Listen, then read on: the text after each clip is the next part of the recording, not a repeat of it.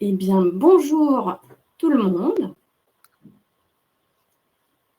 Je vous accueille pour le webinaire Réglementation 2025 anticipée, adaptée et gagner des marchés en collaboration avec NovaBuild et la FFB 44.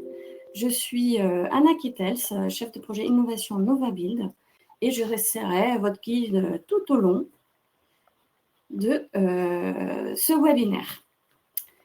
Pour nous raconter et vous raconter un peu le contexte de comment et pourquoi on se trouve ici, j'ai le plaisir d'accueillir Vincent et puis il nous en dira un peu plus. Merci Vincent. Bonjour à tous, bienvenue dans ce webinaire organisé effectivement par l'équipe des décarbonés de la Fédération Française Bâtiment 44. Un grand bonjour à tous les adhérents FFB 44 évidemment, et puis nous accueillons également les adhérents de NovaBuild, dont je fais également partie. Bienvenue à tous. Juste un petit mot de contexte, effectivement, Valérie Devaux, quand elle a pris la présidence de la Fédération Française Bâtiment 44, lors de son dernier mandat, a fait le choix de travailler effectivement sur la décarbonation et notamment intéresser un maximum d'adhérents au sujet.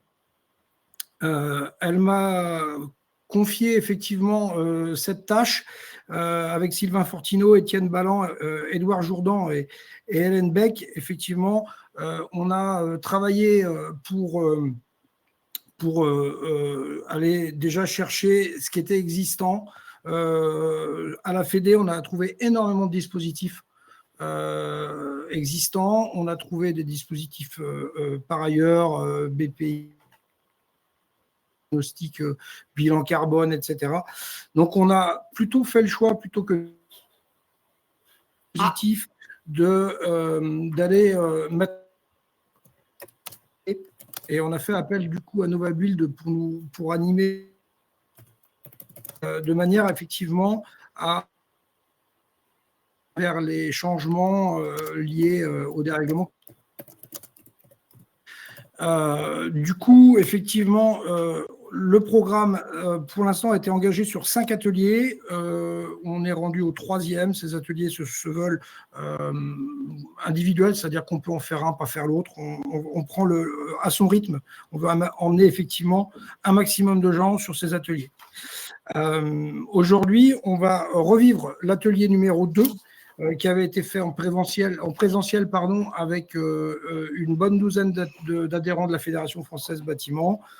Aujourd'hui, je pense qu'on est une bonne centaine ensemble là, et c'est intéressant de partager effectivement l'état de la norme, l'état de l'art, effectivement pour aller chercher également de nouveaux marchés, des opportunités, et puis faire un point, savoir où on en est les uns et les autres. Pour avoir vécu cet atelier, qui est toujours intéressant d'aller rechercher des idées dans les normes en place, nouvelles et anciennes.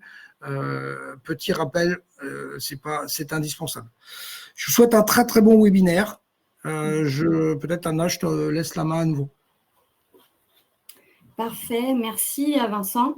Eh bien, avant de rentrer dans le sujet, et quand même un petit mot sur NovaBuild, j'ai vu que tout le monde n'est pas adhérent de NovaBuild, et peut-être même quelques membres de la FFB ne nous connaissent pas si bien que ça. Ne vous inquiétez pas, ça ne va pas durer des plombes. Je vous dis donc que NovaBuild, nous sommes bien une association en loi 1901, que nous fédérons et mobilisons les acteurs du secteur de la construction, de l'immobilier et de l'aménagement en Pays de la Loire. Et nous adressons pour ce secteur d'activité 5 objectifs systémiques qui sont nos objectifs, on les appelle gentiment A2BCS, qui parlent d'atténuation de nos impacts sur l'environnement, qui parlent aussi d'adaptation de nos ouvrages au climat, qui parlent aussi de biodiversité, de prendre soin du vivant, et nous parlons aussi beaucoup de circularité. Et bien évidemment, depuis l'année dernière, avec notre mission de santé, nous parlons maintenant aussi de santé environnementale. Ces objectifs, nous les adressons à travers 8 thématiques avec lesquelles nous organisons nos 4 actions qui sont se sourcer. Nous sommes donc un centre de ressources. Sur notre site internet, vous trouvez toutes les ressources nécessaires à travers ces 8 thématiques. Une deuxième action, c'est bien de mettre en réseau. Nous sommes persuadés que pour changer, il faut faire ensemble et pour se soutenir, pour apprendre ensemble. Nous avons aussi un volet sur soutenir l'innovation, donc pour aussi toujours avoir de l'avance globalement et puis pour faire le pas de côté. Et une dernière action, c'est bien l'accompagnement au changement des mentalités pour pouvoir derrière changer nos pratiques, changement de pratiques. Voilà le petit mot sur NovaBuild. Donc, dans ce webinaire, comme nous avons dit avec Vincent, je voulais juste rajouter aussi que nous sommes, pour cette action-là, soutenus financièrement et moralement, certainement, par la DRITS Pays de la Loire. Donc, un grand merci à la DRITS pour nous aider à vous offrir ces ateliers à la FFP et donc avec ce webinaire à tout le monde. On fait le point ensemble sur les réglementations. Ce qui veut dire surtout vous donner un aperçu des réglementations en cours, des émergences sur les marchés chez lesquels décide. On parlera de rénovation, de construction hors site, d'économie circulaire, de matériaux biosourcés et du bas carbone, bien sûr. Et nous espérons bien qu'à la fin de ce webinaire, que vous soyez clairs sur les réglementations, qu'on a peut-être pu faire un peu le tri avec vous, et que vous ayez trouvé des vrais leviers de croissance, pourquoi pas, pour vos marchés. Je rappelle aussi que pendant tout le webinaire, vous pouvez poser toutes vos questions sur le chat. Et puis, c'est ma collègue Anne Barr, que vous ne voyez pas, mais qui me soutient dans l'organisation du webinaire. Merci Anne. Et qui va vous répondre. Ou à la fin pour les questions-réponses. Je vais juste donc vous redire le déroulé de ce webinaire. Comme très classiquement, on va présenter les réglementations, vous faire le tour des questions. Après, on aura un échange réponses-questions qui va c'est-à-dire, moi, je vais poser vos questions qui me seront remontées par le chat et puis les personnes qui seront là pour répondre vous répondront en direct. Et puis, nous avons prévu la clôture plus tard, vers 12h30. Eh bien, j'ai fini de mon côté et j'invite Renaud Bonnel, qui nous accompagne sur la partie technique, à prendre la main pour la suite de la présentation.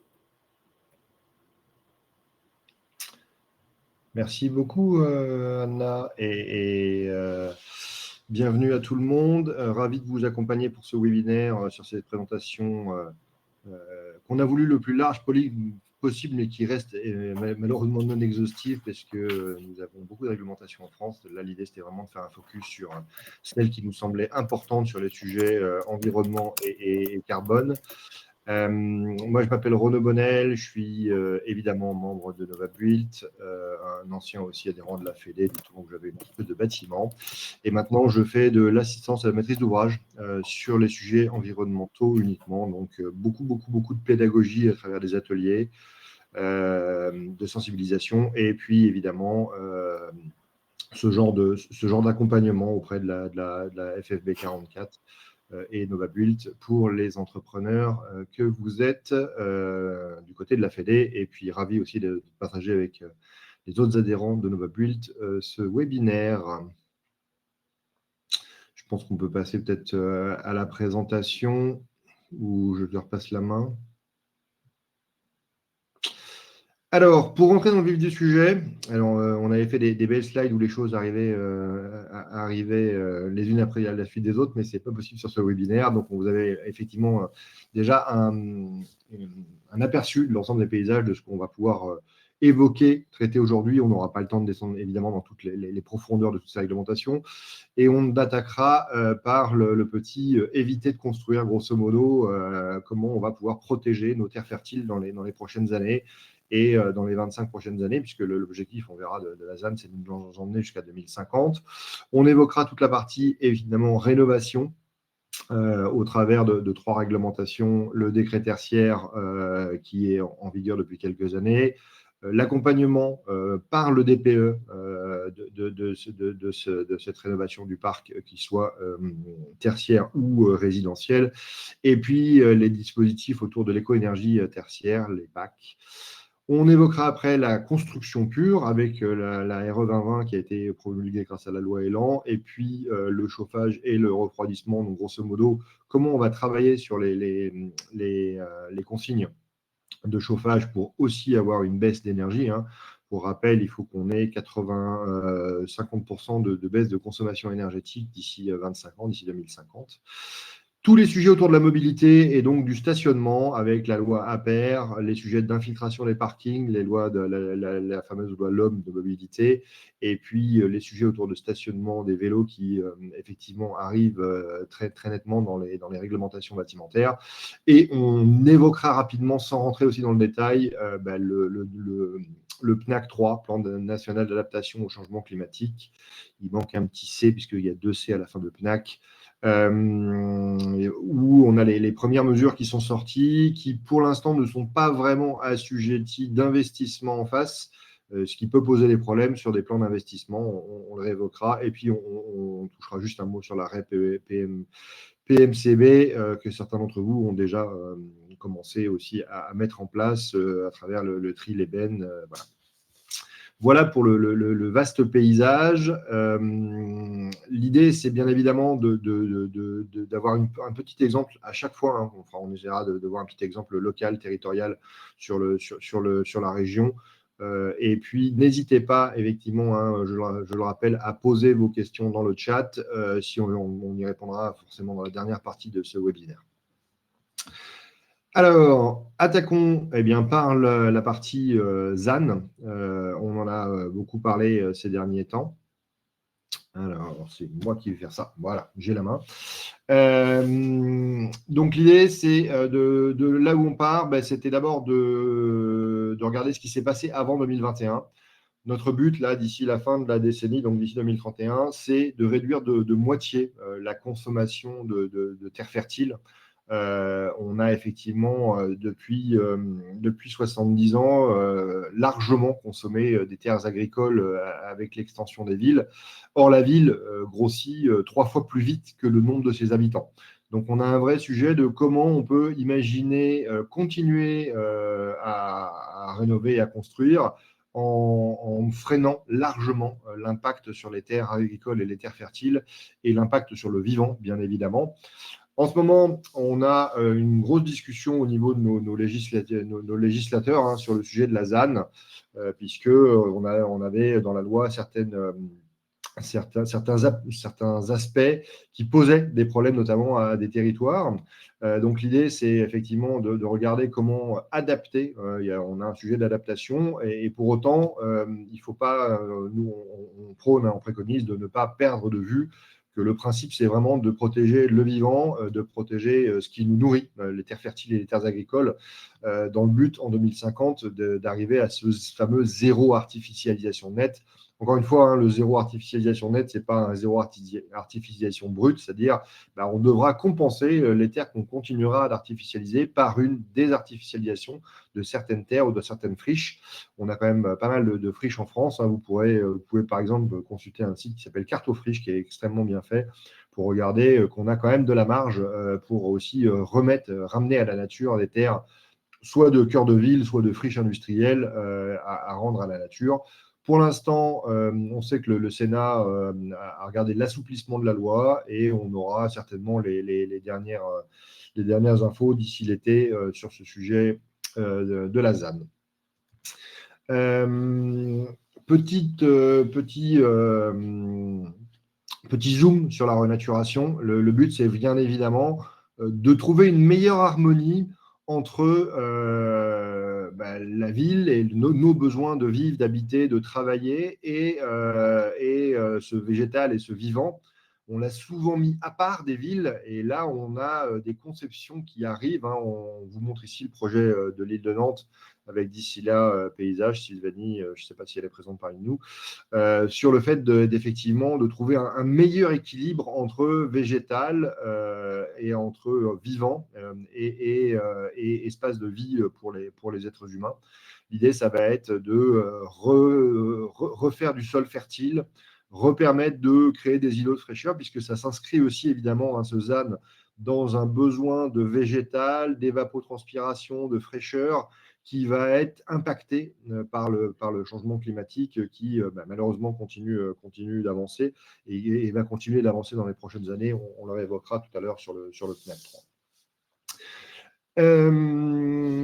Rénover le parc, donc ça c'est le deuxième volet qu'on avait évoqué. Le dispositif éco-énergie tertiaire, donc le décret tertiaire, encore une fois, qui a été amené par la loi Elan, pour l'instant applicable aux bâtiments tertiaires de plus de 1000 m², neufs ou parcs existants. On parle d'entités fonctionnelles assujetties. Comment cela fonctionne? Vous devez déjà le savoir, parce que certains d'entre vous sont déjà assujettis et donc ont déjà fait leur déclaration sur la plateforme Opéra. Le but, ça va être effectivement de réduire drastiquement nos consommations d'énergie. Encore une fois, il est inscrit sur la loi climat et résilience que l'on doit diviser par 2 la consommation énergétique en valeur absolue de la France d'ici 2050. Alors, bien évidemment, beaucoup se fera sur la partie énergie fossile, le pétrole de nos véhicules, le gaz sur la partie chauffage et sur la partie industrielle, et charbon pour les quelques centrales à charbon qui restent. Et pour ce faire, il faudra effectivement regarder la totalité du parc, et notamment la façon dont on chauffe ce parc ou on rafraîchit ce parc. Ce qu'on peut dire aussi, c'est qu'il va se passer des choses sur ces prochaines années. On a donc le 30 septembre 2022, il y a maintenant 3 ans, c'était les premières déclarations sur Opéra. On a les métadonnées qui arrivent fin 2024, donc cette année 2025, on va avoir de la part certainement des instances gouvernementales les premiers chiffres qui vont tomber. Et l'idée, c'est tous les 30 septembre de remettre sa déclaration à jour pour vérifier d'atteindre les moins 40% en 2031, donc la fin de la décennie qui arrive vite, c'est dans 5-6 ans maintenant. De chercher le moins 50% en 2040 et le moins 60% en 2050 sur la partie bâtimentaire, puisque je le répète, le moins 50% d'énergie, c'est sur toute énergie confondue et pas que les bâtiments, sur ces lois de baisse de consommation énergétique. Un petit exemple, le collège de Loué, on est sur un bâtiment effectivement qui a été largement rénové. Et on voit que quand on se donne les moyens de faire avec des bâtiments mieux isolés, on arrive à baisser largement les consommations énergétiques. Alors, la grosse difficulté, on le sait, sur la consommation énergétique de notre parc, c'est que notre parc, celui de 2050, vous le savez comme moi, est à 95, allez, je vais faire une fourchette, entre 90 et 95% déjà là, et que les rénovations sont extrêmement capitalistiques. Et donc, on a collectivement, effectivement, alors ce seront certes de nouveaux marchés, mais la question, c'est qui va payer pour ces rénovations énergétiques? Le parc public, collège, lycée, bâtiments étatiques, on voit bien que ça passera par des marchés d'appel d'offres publics. On a un vrai sujet sur les parcs privés. Comment imaginer finalement de trouver des nouvelles façons de faire des nouveaux marchés pour rénover énergétiquement ces parcs, puisque ces rénovations énergétiques sont assez capitalistiques, évidemment. Donc, l'idée, ça va être de trouver les bons groupes, les bons groupements, les bonnes façons de faire pour proposer ces nouveaux marchés, que ce soit du résidentiel, par exemple, en copropriété ou du résidentiel individuel. Il y a pas mal d'expérimentations qui ont été faites. Je pense notamment à ce qui a été fait par l'USH Pays de Loire sur les sujets. Ça y est, le mot m'échappe, mais vous l'aurez certainement avant moi. Bon, bref, je vais passer à la slide suivante. Qui va être concerné? Quels ouvrages? Aujourd'hui, c'est tous les ouvrages dont la puissance est supérieure à 290 kW. Et demain, 2024 et les 1er janvier 2027 pour les bâtiments existants, tous les bâtiments qui vont être au-dessus de 70 kW. Donc, ça va couvrir quand même une large partie des bâtiments à partir du 1er janvier 2027. Là, on vient de rentrer effectivement sur les bâtiments existants à partir du 1er janvier 2025 supérieurs à 290 kW. L'idée, ça va être en fonction des déclarations d'Opéra, de voir si vous êtes ou pas du coup assujetti pour ce dispositif BACS pour Building Automation Control and System. Donc, grosso modo, comment on va mettre des systèmes de pilotage sur les bâtiments qui sont consommateurs d'énergie. La première publication 2020 et l'entrée en application du décret, c'était 2021, donc il y a maintenant 4 ans. On voit qu'on vient de franchir un nouveau seuil, ce 1er janvier 2025, et le prochain arrive assez vite puisqu'il est dans 2 ans. Donc, on invite vraiment tout un chacun à regarder, notamment les foncières et les propriétaires, à regarder, puisque ça aussi, c'est des bâtiments qui vont être possiblement mis sur le marché pour les équiper de systèmes de pilotage énergétique compte tenu de leur consommation future. Donc là, on a vraiment aussi des marchés qui vont arriver à partir de ce 1er janvier et bien évidemment en 2027 pour tous les bâtiments qui sont au-dessus de ces niveaux de consommation-là. Là, le DPE, alors il fait beaucoup couler d'encre, ce DPE. Je réitère à chaque fois que je prends la parole sur le DPE que ce n'est pas l'alpha et l'oméga. Pour ceux qui ont eu la chance de faire une fresque de la construction, vous vous souviendrez peut-être de la petite carte fresque de la construction qui parle du DPE. Il a plein de contraintes qui est inhérent effectivement à la façon dont il est construit. Il se prête clairement beaucoup mieux au patrimoine industriel pour évaluer le patrimoine industriel que par exemple pour évaluer le patrimoine vernaculaire d'avant la Seconde Guerre mondiale. Mais il a quand même le mérite d'exister et d'évaluer le parc dans son ensemble. C'est aussi, faut bien se rappeler ça, c'est aussi une vraie directive européenne, donc appliquée dans la loi française, puisque l'Europe sait très clairement qu'elle ne peut plus produire d'énergie fossile. On l'a mangé, on a débarré nos révolutions industrielles largement avant les autres, donc on a mangé notre quota de charbon, de pétrole et de gaz largement avant les autres. Et donc, dans les prochaines années, on va devoir faire avec moins d'énergie pour nos bâtiments. Donc, c'est vraiment une volonté européenne et donc traduit dans la loi française d'avoir le parc de logements le moins consommateur d'énergie possible et le plus stable, enfin pas stable, mais confortable. On a le devoir de loger les gens très correctement en Europe et en France. On parle beaucoup de passoire énergétique. Le mot à la mode qui arrive aussi, c'est le mot de bouilloire énergétique avec la multiplication des canicules qui arrivent. Donc, on a ce devoir d'évaluer ce parc et de faire en sorte de sortir progressivement les étiquettes les plus défavorables sur ces logements existants. Donc, l'idée, ça va être d'avoir pour tous les bâtiments des DPE à jour. J'ai vu les premiers, il y a un très bon site internet qu'on vous passera certainement, je remettrai le lien dans la présentation quand on l'enverra, qui montre l'ensemble du parc français sur ces étiquettes-là et qui voit effectivement les décrochages en fonction des étiquettes, qu'on passe de B à C, de C à D, de D à E, on voit qu'on a des plateaux. Plutôt que de faire une belle courbe gaussienne, on a des plateaux très clairement. Le but, ça va être de respecter ces obligations de DPE sous peine d'amende, même si elles pourraient ne paraître pas très chères, mais grosso modo, ça peut assez vite chiffrer si vous êtes multipropriétaire et surtout si chaque année, vous prenez une amende. Pour l'instant, on a donc 2 façons d'évaluer. On évaluait jusque-là que la partie consommation. On a inclus maintenant dans le DPE la partie gaz à effet de serre, qui est largement influencée par le type de chauffage qui est dans les bâtiments. Donc, le sens de l'histoire, ça va être grosso modo de sortir le gaz des futurs bâtiments neufs. On a déjà un parc qui est largement au gaz.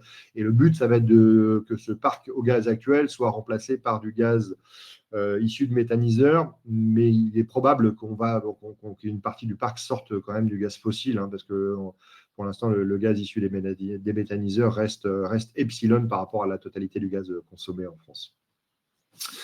Les grandes dates prochaines, ça va être 2028, l'interdiction des locations en logement classe F. Avant l'interdiction des classes G en 2025, on a eu un petit un petit tour législatif pour refaire le calcul pour les tout petites surfaces qui étaient très pénalisées par l'ancien calcul. Donc c'est pour ça qu'on en a entendu parler un peu en fin 2024, début 2025. C'était lié à ces éléments-là de petites surfaces qui étaient très impactées par le calcul. Donc l'idée, c'est effectivement encore de faire en sorte de sortir ce parc et de la précarité énergétique, hein, le classe G, qui est aujourd'hui interdit à la location. La loi Elan, elle nous a amené aussi la RE 2020. Alors, c'est la grande nouveauté hein, depuis le 1er janvier 2022, c'est qu'on calcule le carbone dans les permis de construire. Donc, le carbone dans les permis de construire des futurs bâtiments qu'on met en place, des bâtiments qu'on met en place.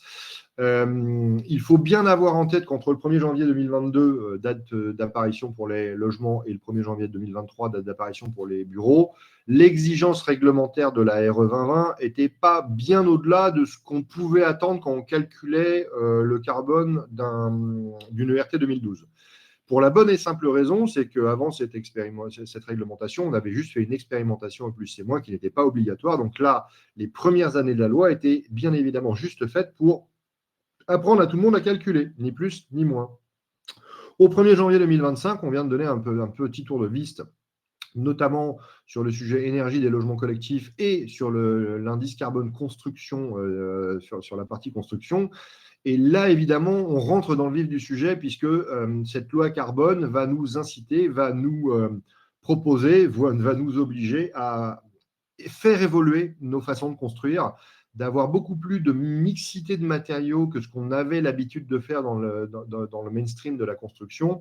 Et c'est pour ça que on entend parler de ce sujet 2028, puisque ça va questionner effectivement nos façons de travailler ensemble, de travailler en collaboration pour monter ces bâtiments.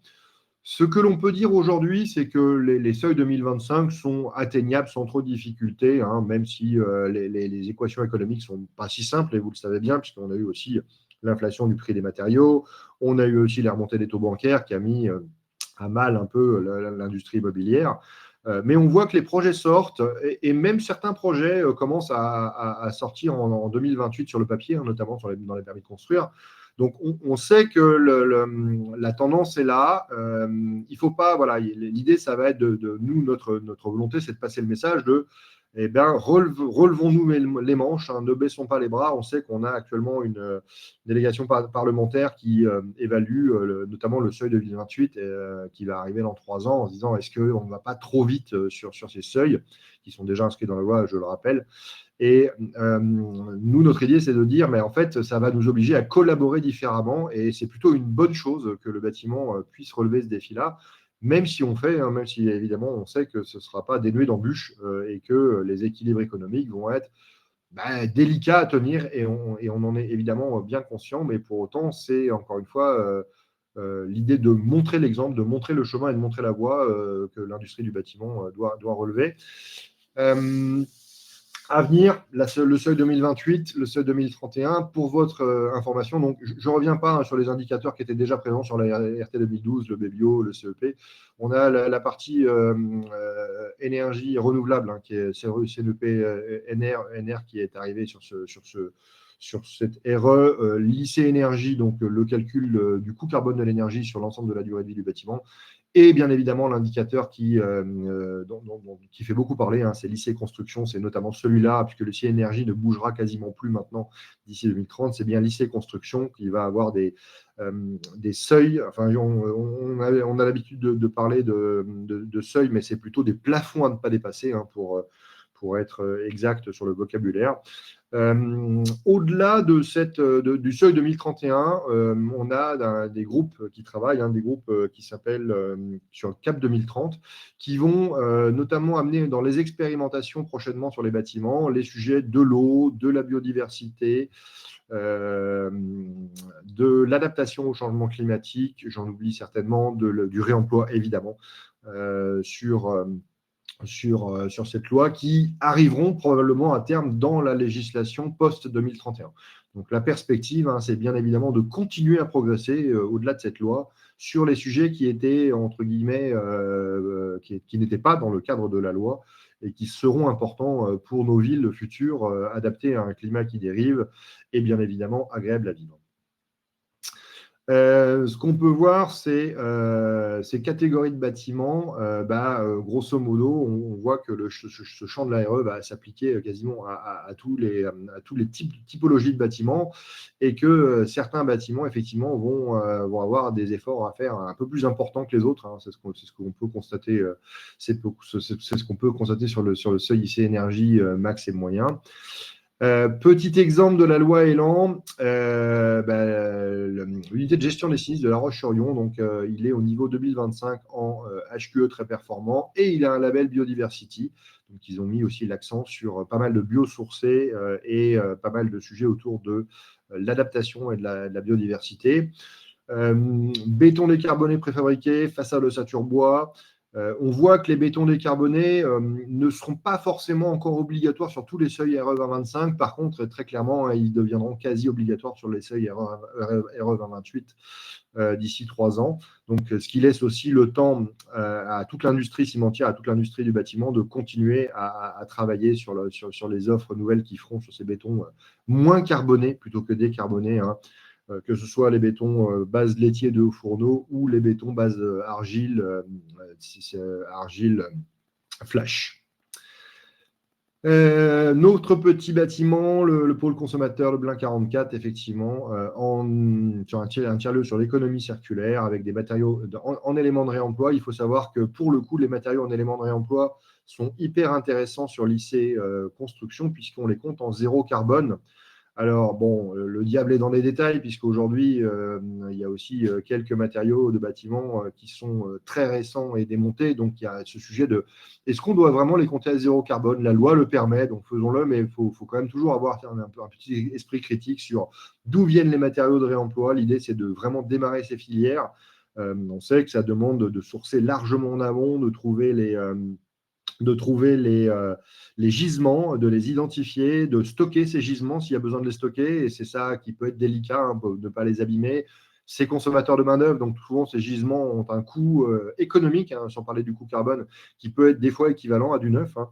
Mais pour le coup, du point de vue du carbone et de la volonté de montrer qu'on peut faire différemment demain en récupérant les matériaux, il y a vraiment une belle idée derrière le réemploi. On en parlera un tout petit peu avec la REP en fin de webinaire.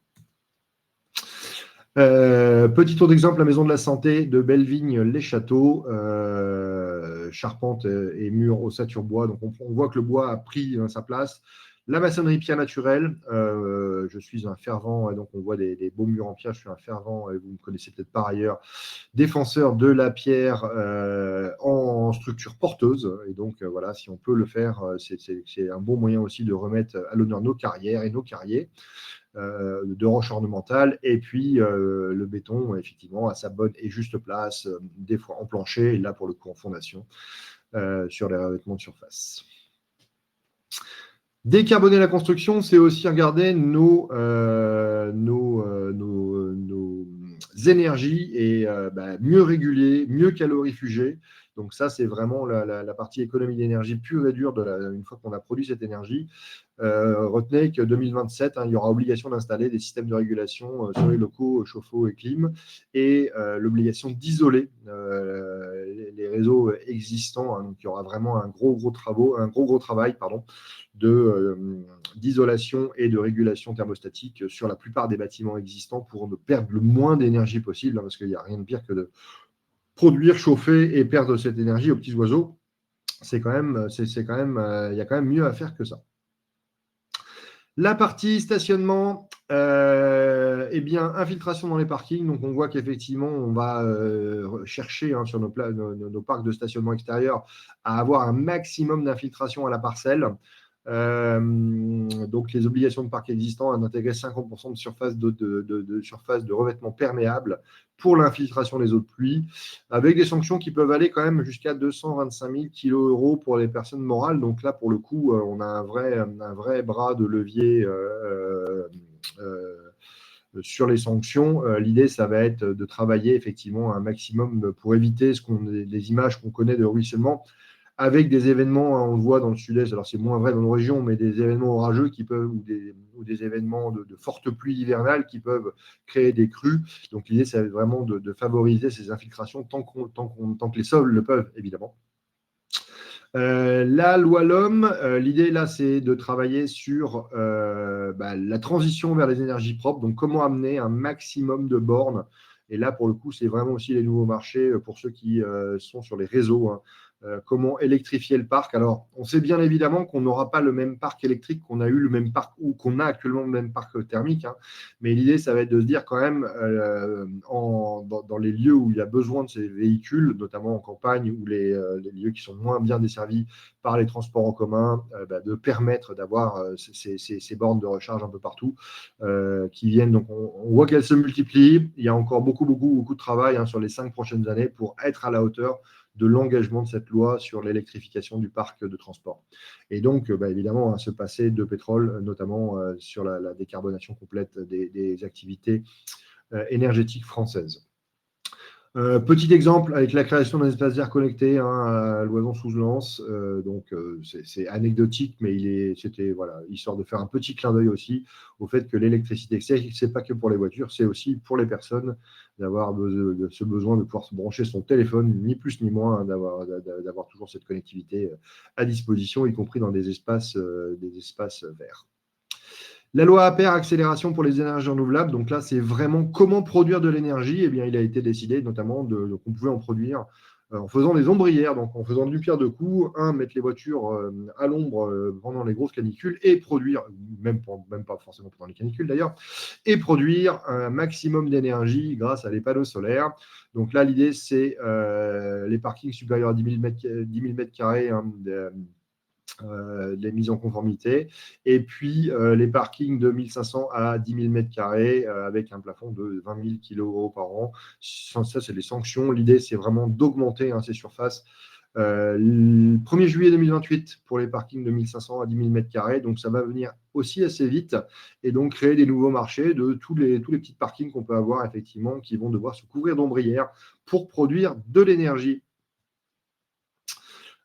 Ombrière photovoltaïque, la salle polyvalente de Villepot 44. Donc on les voit, hein, c'est vrai que c'est maintenant assez flagrant de voir ces ombrières apparaître un peu partout, liées à ce premier seuil de loi de 10 000 m². Et on voit que très vite, ça va conquérir les plus petits espaces de stationnement.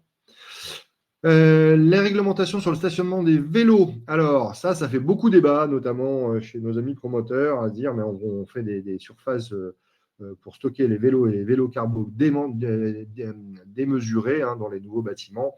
Mais si on veut changer les mobilités, on doit en passer par là, même si de prime abord, on a l'impression qu'ils ne se remplissent pas beaucoup. Nous, on croit fermement, et on le voit, hein, toutes les villes qui ont développé les infrastructures vélo routières, les gens prennent leur vélo, vraiment.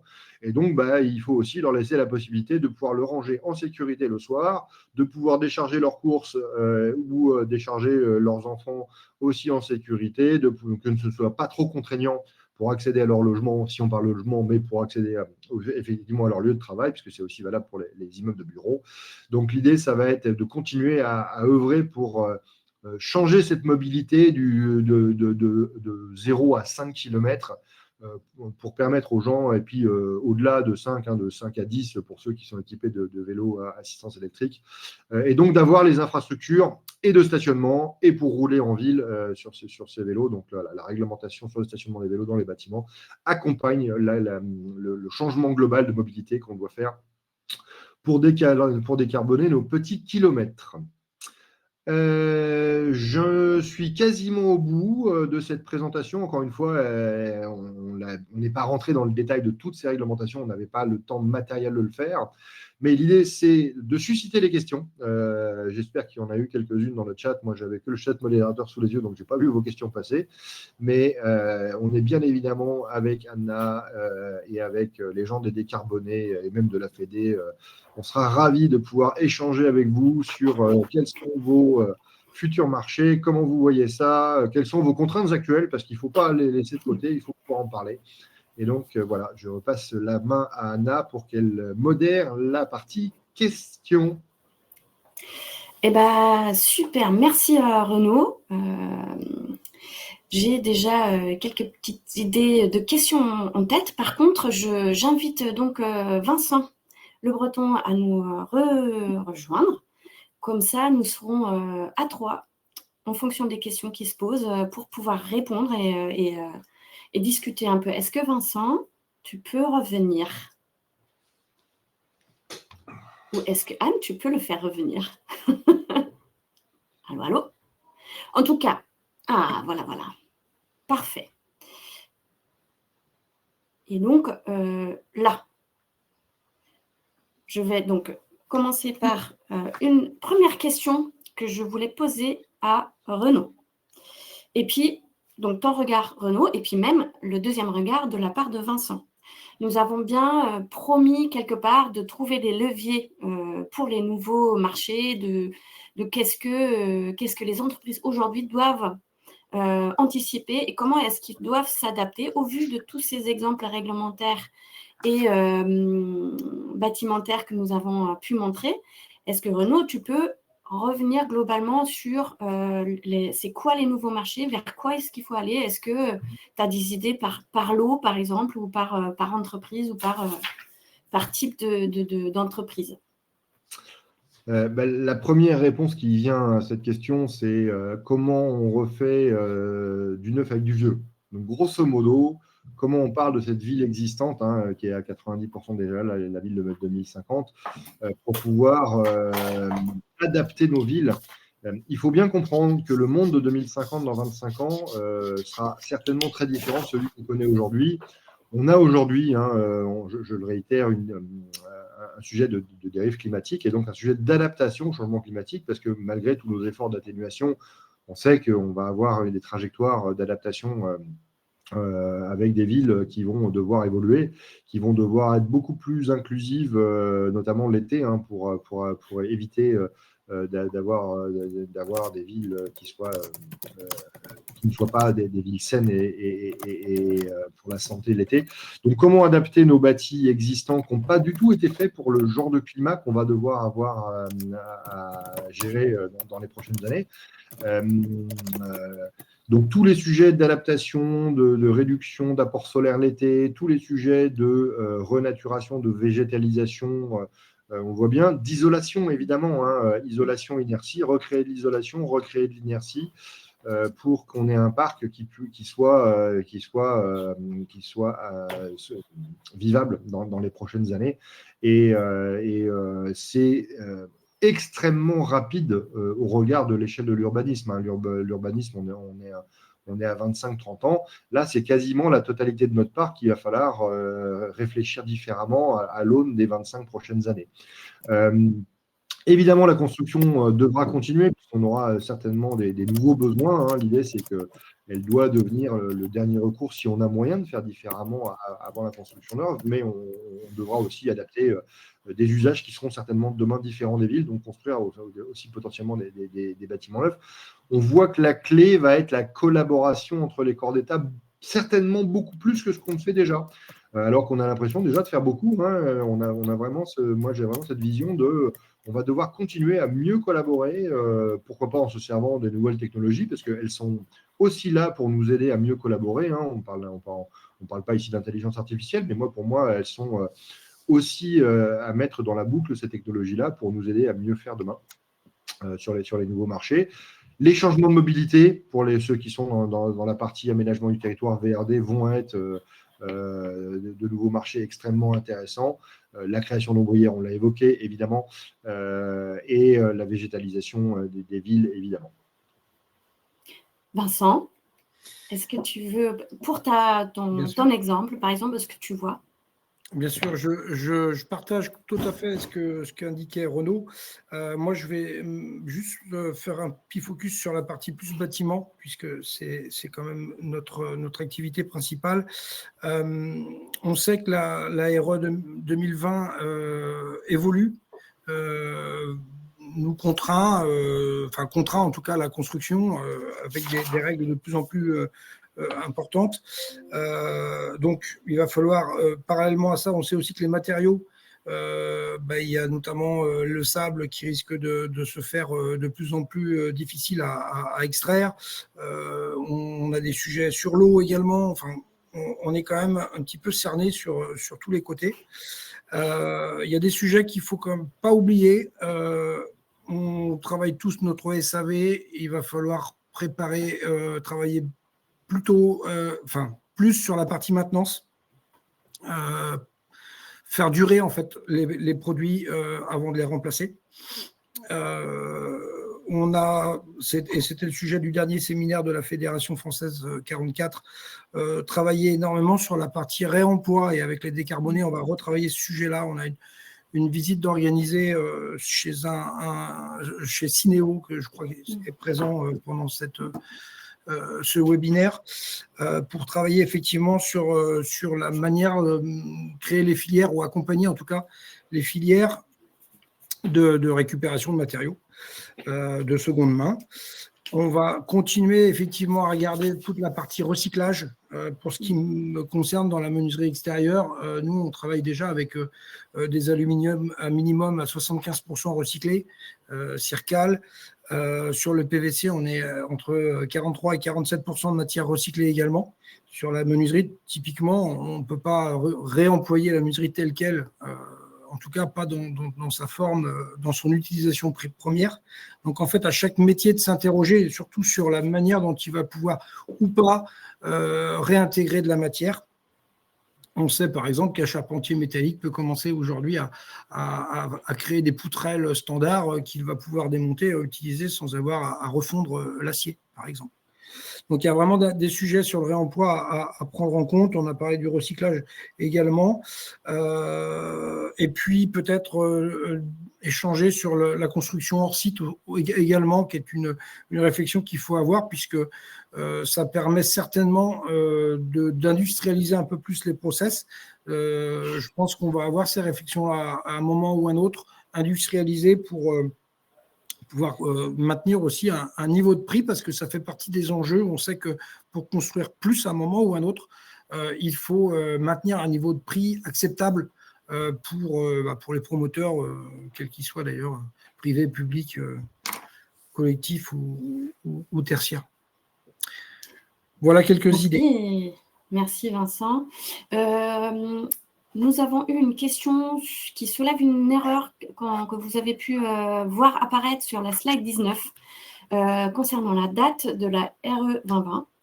Et donc, je me permets de rectifier là en direct.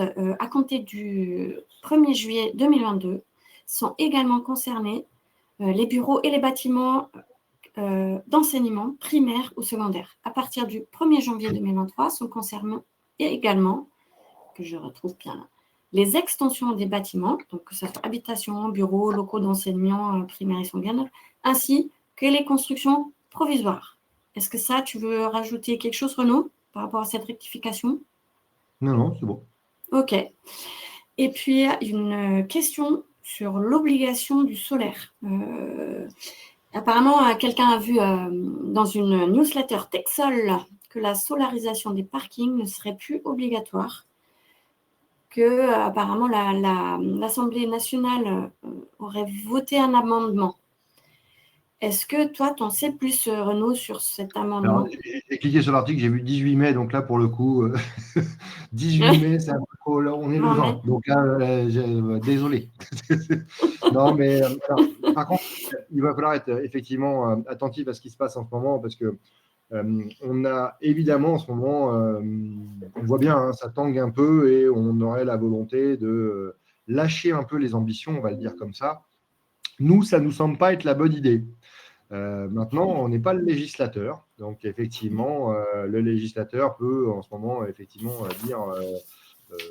dire qu'on doit aller un peu moins loin. On va voir comment ça va évoluer, hein, mais sachez que malheureusement, les lois physiques, on n'arrivera pas à leur tordre le bras, et le changement climatique sera toujours là. Donc, comment mieux accompagner, c'est une évidence. Donc, comment mieux accompagner, comment peut-être amender pour adapter.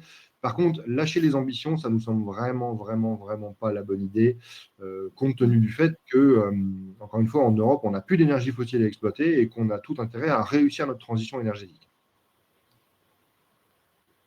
Merci, Renaud. Alors, là, je ne vois pas trop, mais du coup, j'ai aussi des sujets qui étaient dans les attentes des participants. Et je trouvais intéressant de vous reposer la question sur comment anticiper ces futures réglementations, les tendances dont tu parles, les ambitions en phase commerciale. C'est-à-dire comment est-ce qu'aujourd'hui les entreprises, est-ce que ça peut devenir, Vincent, tu diras, une plus-value? Est-ce qu'aujourd'hui, les clients sont susceptibles aux arguments? Comment ça rentre dans vos phases commerciales ou dans ce développement de se mettre en lice pour les réglementations futures? Mais en fait, en France, on a souvent tendance effectivement à bouger quand on est tenu de le faire. Là, actuellement, il y a quand même, on a pu le voir avec la présentation de Renault, énormément d'injonctions, entre guillemets, hein, de changements qui sont rendus nécessaires, encore une fois, par les changements climatiques en cours. Pour ce qui nous concerne, effectivement, les entreprises ou les particuliers, où on le voit, les appartements en classe G ne vont plus pouvoir être loués. Il y a le décret tertiaire qui impose effectivement de rénover les bâtiments. Il y a effectivement le ZAN qui nous dit on ne peut pas prendre de nouveau, en tout cas, artificialiser trop de terrain, donc il va falloir effectivement rénover. Donc je pense qu'effectivement, ce qu'il faut avoir en tête quand même, c'est que ces marchés, ils nous emmènent énormément sur la rénovation. Ceux qui sont effectivement concentrés énormément sur le neuf, il y aura toujours un peu de neuf, c'est évident, hein, mais malgré tout, des chantiers de rénovation, notamment dans le tertiaire privé, on a vu, et public d'ailleurs, on a vu ces derniers temps énormément de changements dans les pratiques, et on retrouve effectivement des bâtiments qui sont mis à nu, certes, mais dont le gros œuvre n'est pas démoli, et on a énormément de réhabilitation à venir. Donc je pense qu'il faut vraiment être assez concentré sur ces notions de rénovation qui sont certainement des sujets de demain pour le commerce, ça c'est certain. Après, évidemment, il y en a d'autres, hein. On a parlé des bornes. Effectivement, il y aura de plus en plus de voitures électriques, hein. Aujourd'hui, l'État souhaite doubler en fait sa capacité à fournir de l'électricité d'ici 2030. Donc, il faut imaginer les volumes que ça peut représenter. Ça veut dire qu'ils ont une forte ambition sur ces sujets-là. Donc, il y a vraiment des opportunités dans une quantité de métiers, comme on a pu le voir tout à l'heure. Est-ce que Renaud, tu as quelque chose à rajouter? Non, moi je dis non et puis oui. J'adore. Moi, je reste persuadé que les marchés qui vont arriver vont être extrêmement intéressants du point de vue de la profession, parce qu'ils vont questionner la façon dont on imagine nos bâtiments. Est-ce qu'on fait des bâtiments finalement très durables, et donc peut-être avec des matériaux un peu plus nobles que ce que, enfin voilà, on en a cherché des qualités de matériaux peut-être plus nobles. Alors, se pose la question du financement de ce type de bâtiment, puisqu'il coûte souvent un peu plus cher, ou alors des bâtiments, pourquoi pas, très démontables et qui peuvent s'adapter à nos besoins. Et là, le hors-site, hein, ce sera un sujet intéressant. En 2D, en 3D, hein, on sait que déplacer de la 3D, on déplace beaucoup d'air. Donc, c'est vrai que le 2D tire son épingle du jeu pour l'instant par rapport à la 3D. Parce que déplacer des grands volumes de vide, ça coûte un peu cher. Mais on voit que la préfabrication va aussi devenir certainement très, très intéressante dans les années à venir, hein. Quels que soient les corps de métier, finalement, hein. On pourra retrouver ces systèmes de préfabrication-là, à mon avis, dans tous les corps d'État. Voilà. Tu peux juste expliquer en 2 mots ce que tu entends par 2D et 3D? 2D, c'est des murs ossature bois, donc on déplace juste un mur. 3D, c'est on fabrique la pièce, on déplace la pièce complète. Et du coup, tu transportes tout le volume de vide de la pièce. Donc pour le coup, même voilà, c'est juste la différence. Je veux juste ajouter que les murs peuvent être aussi en béton ou d'autres matériaux. Non, mais quand je dis Pour ne fâcher personne, évidemment, parce que c'est le cas. Préfabrication, c'est la préfabrication béton, évidemment, aussi, hein, évidemment. Et ça peut être également de la préfabrication de menuiserie, enfin d'ensemble de façades complets. Exactement. Et que ce soit d'ailleurs en réno comme en neuf, hein, puisqu'aujourd'hui, on commence à voir arriver des rénovations de façades en isolation extérieure, plus menuiserie déjà intégrée dans des panneaux, quoi. Ça, par exemple, je me permets de compléter. Je ne sais pas, je crois que le mot que tu cherchais tout à l'heure, Renaud, c'était Énergie-Sprong. Est-ce que c'était ça? D'ailleurs, les façades Énergie-Sprong ont largement été préfabriquées, oui, ça m'est revenu quand tu es là, ont largement été préfabriquées sur les marchés mis en place par l'USH. Et c'est aussi quelque chose, si je peux rajouter, on voit que du coup, il y a un ensemble il y a aussi le côté de macro-lot, c'est-à-dire de s'intégrer avec plusieurs entreprises où on va fabriquer le mur extérieur en bois ou béton, hein, n'importe, et dedans, on intègre les menuiseries, on intègre en fonction de ce qu'on fait ou architecturalement est choisi, on peut intégrer le bardage, on peut intégrer tout ce qui est protection solaire, et en fonction de ce qu'on fait, on peut aussi intégrer l'isolation intérieure, extérieure. Donc, ça peut aller assez loin. Eh bien, j'ai une autre question qui est peut-être que je trouvais tout à l'heure un peu en lien. Par rapport à ce changement que ce soit la rénovation, que ce soit le hors-site ou le préfabriqué en même temps, il y a eu une question dans les attentes sur les critères environnementaux dans les marchés publics. Comment les marchés publics, si je comprends bien l'attente ou la question, c'est comment les marchés publics s'adaptent eux aussi sur les nouvelles réglementations. Comment aujourd'hui ça fait lien? Est-ce que les appels d'offres, Vincent peut-être tu le dire, ou Renaud, comment tu vois les tendances? Comment vous voyez les tendances sur ça? Je vais laisser la parole à Renaud parce que je sais qu'il travaille sur ces sujets-là et il fait partie des équipes qui accompagnent justement les collectivités pour préparer ces dossiers. Alors jusque-là, c'est-à-dire avant je vais parler pour la RE par exemple, hein, je prends cet exemple-là, qui est encore une fois une réglementation à plafond, à seuil. On avait tendance à demander sur certains marchés publics, ZAC, aménagement de ZAC ou même bailleurs ou promoteurs, à pourquoi pas aller chercher un cran au-dessus de la réglementation. C'est souvent arrivé, notamment pour aller chercher le seuil 2025. Depuis 6 mois, 1 an, compte tenu du contexte global, on est plutôt à dire, bon, déjà, accompagnons la mise en place de ce seuil 2025, qui n'est pas une mince affaire hein, pour la totalité des programmes. Mais je pense que très très vite, d'ici 24 mois, on va de nouveau avoir tendance à aller chercher un tout petit peu plus d'exigence que de rester collé au seuil pour accompagner la filière à se dire, OK, comment on peut aller chercher le fameux seuil 2028 pour ceux qui n'ont pas pris ces habitudes-là en amont. Donc, la tendance actuelle, à mon avis, pour les 12-24 mois, ça va être déjà respectons la réglementation en vigueur et ce sera déjà pas mal. Et je pense que d'ici à 24 mois, 36 mois, on remettra des niveaux d'exigence une fois que l'ensemble de la profession aura rentré ça dans ces tablettes classiques pour dire, OK, maintenant le futur 2028, hein, alors si tant est qu'il ne soit pas trop raboté, on n'en sait rien pour l'instant, parce que les retours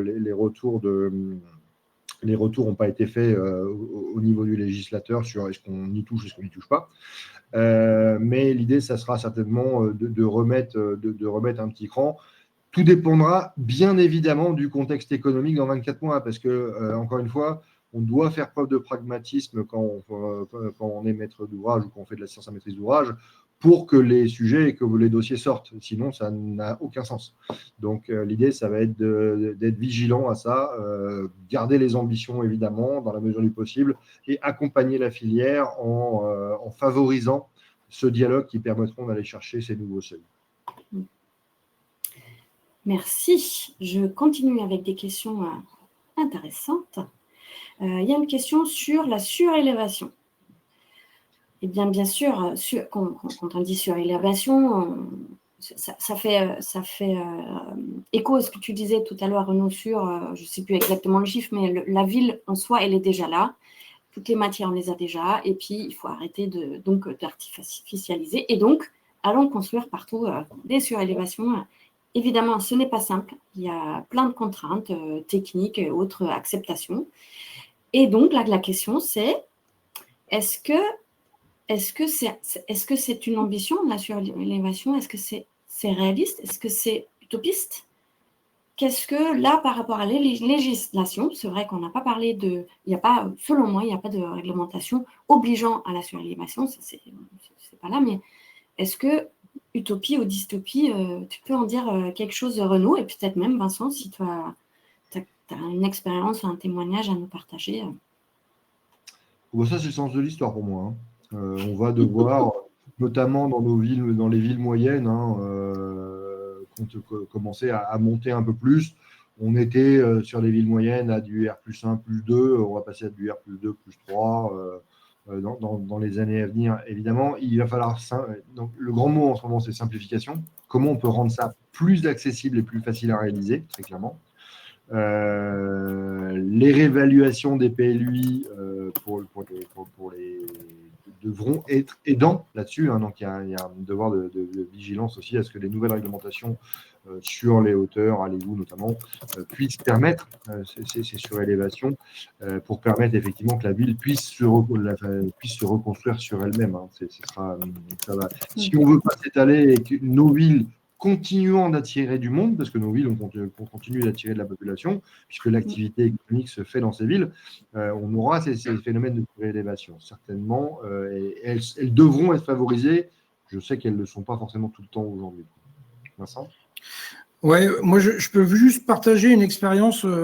J'ai eu l'occasion, dans un autre contexte, de travailler avec la CCI sur le nouveau PLUI d'Erdre-et-Gèvres. Et effectivement, on a pu le faire bouger justement sur ces questions de hauteur. Et parce qu'effectivement, on avait l'intention d'installer un transstocker qu'on a installé finalement sur un autre site, mais peu importe, on monte à plus de 15 mètres de haut sur un bâtiment industriel. Et j'invite tout le monde à être très, très vigilant quand il y a les PLUI qui sortent. En général, il y a des échanges qui sont faits et c'est hyper important d'y jeter un coup d'œil parce que une fois que c'est voté, il faut un temps fou pour faire bouger les lignes. Donc, dans le moment de concertation, il faut vraiment regarder ces points-là. Pour ce qui nous concerne, nous, ça a été assez simple. On a fait modifier les hauteurs et derrière, on a pu construire. Et effectivement, dans l'industrie également, on a tendance aujourd'hui à trouver des solutions pour stocker en hauteur dans les bâtiments. Donc, on fait des bâtiments beaucoup plus hauts que ce qu'on pouvait faire il y a 15 ou 20 ans. Merci. J'ai une nouvelle super question. Je l'attendais, celle-là. Eh bien, aujourd'hui, peut-être Vincent, tu le sais, peut-être Renaud, pareil, est-ce que vous êtes en lien et en contact avec les assureurs des maîtres d'ouvrage pour intégrer le réemploi? C'est quoi aujourd'hui le positionnement des assurances? Est-ce que vous avez des tendances, des retours d'expérience, quelque chose que vous pouvez affirmer aujourd'hui? Alors, sur les assureurs, ils sont très conscients qu'ils font partie de la solution du problème. Pour avoir fait plusieurs phases que de la construction aux côtés du CSTB, évidemment, mais chez pas mal d'assureurs, ils voient bien qu'il va falloir qu'ils soient beaucoup plus accompagnants et aidants pour que ce sujet de réemploi et d'assurabilité des matériaux et matériels qu'on va pouvoir mettre en réemploi puisse advenir. Ce n'est pas mon domaine d'expertise précis, donc je ne serai pas forcément beaucoup plus précis que ça, mais la grande tendance, c'est effectivement c'est comment on peut au mieux accompagner sans forcément avoir les retours d'expérience sur ces matériaux mis en place, parce qu'on sait qu'on a très peu de recul et d'expertise sur ces sujets-là. Et pour autant, on a le devoir d'y arriver, puisque d'un côté, les assureurs vont certainement payer le coût de l'adaptation au changement climatique du parc. On pense aux argiles gonflantes, On pense, pourquoi pas, aux canicules ou aux tempêtes. Mais de l'autre côté, ils doivent être accompagnants pour décarboner, pour atténuer le côté carbone de l'industrie du bâtiment, notamment en favorisant le réemploi. Oui, ça fait partie des travaux qui sont en cours. Faut savoir qu'on en est qu'au début de tous ces sujets de réemploi. Et effectivement, les sujets d'assurance sont forcément partie prenante. Souvent, on est quand même aujourd'hui encore sur des produits qui sont pas des produits structurants, mais ça fait partie des travaux, en tout cas de la commission des décarbonés. Ça fait partie des sujets qu'on a sous le coude et sur lesquels on est en train de travailler. Et je vous ai dit tout à l'heure qu'on allait visiter très bientôt Synéo, qui est vraiment un acteur phare de la région sur ce sujet. Et du coup, on pourra vous tenir informés au fil de l'eau. Merci Vincent. Je rappelle aussi le petit exemple qu'on a mis là, qui était assez poussé, c'est-à-dire le pôle consommateur à Blain, qui est un ERP, 5e catégorie certes, mais avec l'aide d'un AMO réemploi qui était Élan de Bouygues. On travaillons aussi avec Articonex, que certains connaissent peut-être. Il y a eu même la charpente porteuse qui a pu être réemployée, réadaptée et réemployée sur site, qu'on ne voit pas sur les photos, mais il y a eu ça. Donc, c'est pas mal. Comme tu dis, Vincent, c'est en cours. C'est pas encore sans difficulté, mais il y a quand même des choses structurantes qui se passent. Alors là, attends. Oui, alors, si on veut rester sur le réemploi, il y a une remarque que le réemploi, c'est bien évidemment très assujetti sur, suivant les flux, c'est-à-dire on appelle ça les entrants, les sortants, et le conditionnement, ça aussi, je sais, et le stockage. Donc, il y a plein de sujets autour du réemploi qui sont encore en train de, je dirais, de se réfléchir, de se tester, voilà, petit à petit. Par contre, j'ai quand même l'impression que ce n'est plus qu'au début. Pour moi, c'est aujourd'hui plutôt une question de structuration de la filière et qui est déjà bien avancée. Il y a de plus en plus d'AMO réemploi qui se mettent sur le marché et qui accompagnent les acteurs et qui savent très bien comment non seulement faire en sorte que les assurances soient coopératives, même les bureaux de contrôle, c'est un autre acteur, on en a parlé. Il y a aussi la question d'apprivoisement et la recherche des matériaux. Il y a tous ces sujets-là qui sont quand même qui ne sont plus en émergence, j'ai envie de dire. C'est peut-être le début, mais il est déjà bien entamé, le début. En tout cas, c'est ce que je ressens. Alors, il y a une autre question. On va changer, on va tourner autour et puis on va repartir dans la RE 2020. Et là, peut-être Renaud ou Vincent, je ne sais pas si vous avez une réponse à ça. Est-ce qu'il y a un ordre d'idée sur la rentrée en vigueur des autres tertiaires dans le champ d'application? Est-ce que c'est pour juillet 2025? Est-ce que c'est janvier 2026? Ça, je ne sais pas. C'est les autres tertiaires. Que veut dire la loi avec ça? Non, pas de... Je ne sais pas ce qu'il y a dans autres tertiaires. Je crois qu'on a sur notre slide, on avait mis un restaurant, si je ne me trompe pas. Enfin, voilà. Donc aujourd'hui, pas de réponse directe sur ça. On verra, c'est ça? Ok. Vincent, c'est pareil. Parfait. Eh bien, j'avais une autre petite question. Pareil, on va changer encore un peu le sujet. On va retrouver notre décarbonation. Est-ce qu'il y a un champ réglementaire spécifique sur les nouveaux bétons quand on parle merci, de béton décarboné? On avait parlé du ciment décarboné de Hoffmann. Est-ce qu'il y a là-dessus, il y a des réglementations sur le béton? Ils sont normés, ces bétons moins carbonés. Maintenant, il n'y a pas d'obligation d'utiliser tel ou tel béton. Par contre, ils rentrent dans le champ d'application des constructions et ils sont calculés pour ce qu'ils sont. Donc, l'idée, c'est qu'ils doivent contribuer à la hauteur de ce qu'ils sont utilisés à avoir des bâtiments de moins en moins carbonés sur l'indice carbone construction. D'où les recherches faites notamment sur les métacaolins pour les bétons d'argile ou sur les géopolymères comme les bétons d'Hoffmann par exemple. L'idée, c'est effectivement qu'il soit le moins carboné possible. Alors, on sait qu'on a une phase transitoire qui sont les bétons avec des laitiers de hauts fourneaux. Pourquoi c'est une phase transitoire ? Parce que on ne pourra pas couler la totalité de nos bétons actuels avec ces laitiers. Il n'y a juste pas assez de laitiers disponibles sur la place. Et en plus ça, dans le même temps, les sidérurgistes, en espérant qu'on arrive à maintenir quand même quelques fours à chaud en France, enfin quelques sidérurgistes laminoirs en France et en Europe, vont devoir aussi électrifier leurs besoins pour eux aussi réduire leurs émissions. On a des fours électriques aujourd'hui pour l'acier recyclé par exemple. Et donc on aura logiquement aussi une baisse de la quantité de laitier disponible. Donc on a cette phase transitoire. C'est pour ça qu'il y a des recherches faites, je crois que c'est à Tours, où Lafarge a ouvert une cimenterie pour tester tous les bétons d'argile notamment. Donc on va avoir certainement un regroupement, et on le voit, c'est déjà amorcé, un regroupement des fours à chaud et des centrales de production de ciment, et dans le même temps une diversification des produits pour aller chercher un coût carbone au mètre cube coulé le plus faible possible. Merci Renaud. Eh bien, pour ma part, si Anne, qu'il n'y a pas d'autres questions, nous avons fait un bon tour de questions. Et si vous voulez bien, eh bien, déjà, je vous remercie à toutes les deux de vous être prêtées à ce jeu questions-réponses qui n'est pas toujours évident. Merci.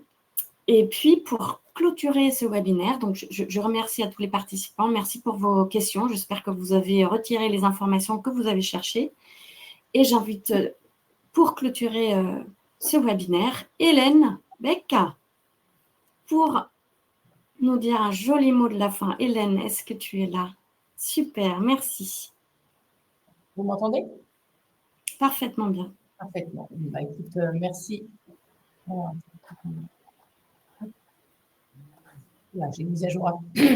Donc, merci Anna, merci et Renaud pour l'organisation de ce séminaire. Donc, moi, je suis Hélène Beck, je suis la déléguée générale de la Fédération du bâtiment de Loire-Atlantique. Donc, je travaille avec Vincent dans le cadre de la commission décarbonation. Pour vous rappeler, la Fédération du bâtiment, aujourd'hui, on s'adresse à tous les métiers du bâtiment, du secteur de la construction. Nous rassemblons 650 entreprises en Loire-Atlantique, de tous les corps d'État, toute taille d'entreprise, de l'entreprise qui a 60% de nos adhérents ont moins de 10 salariés, jusqu'aux entreprises les plus importantes et qui ont le plus de salariés.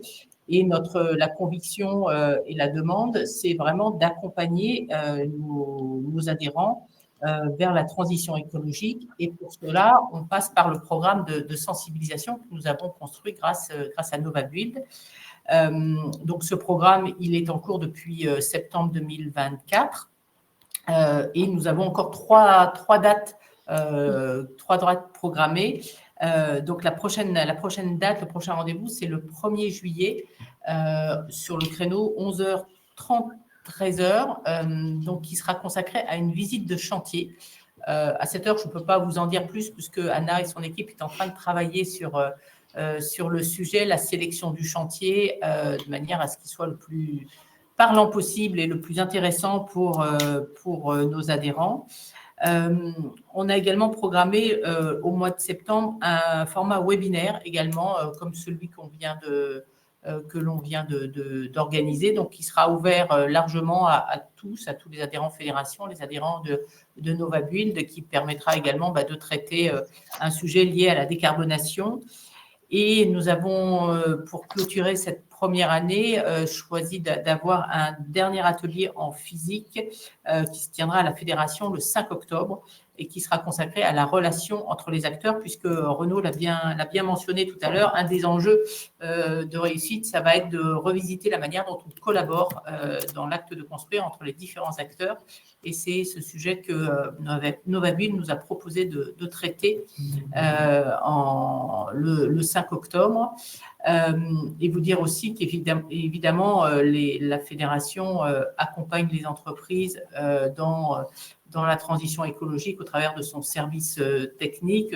On a Isabelle Morel qui est connectée, qui a posté un ou deux messages dans la conversation, aussi bien sur le champ individuel et collectif, pour accompagner sur la transition nécessaire de la filière et le rôle que les entreprises doivent jouer absolument nécessairement.